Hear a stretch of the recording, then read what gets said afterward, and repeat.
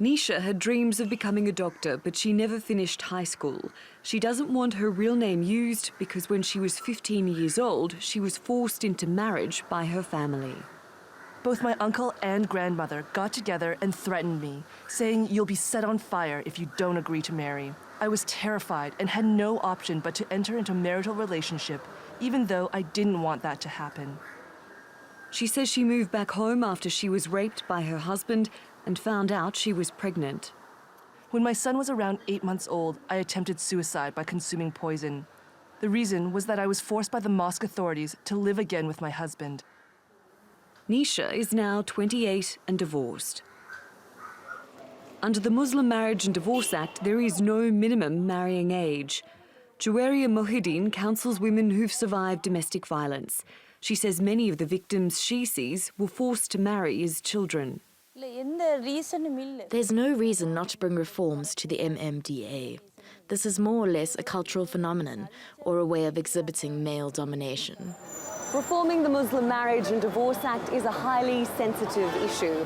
One clear illustration of that is the fact it's taken the committee tasked with recommending amendments almost 9 years to hand its report to the government.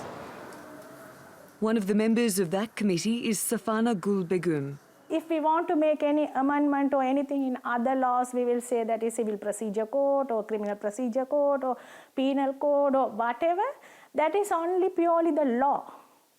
But this is that society is looking at something connected to religion. So therefore, it is very difficult. Sheikh Faisal Farouk is a spokesman for the country's main group of Muslim scholars. He says it supports raising the marrying age to 16, but that should not be interpreted as a criticism of the act. When we talk about reforms, it is not to change the teachings of Quran or tradition of Prophet Muhammad.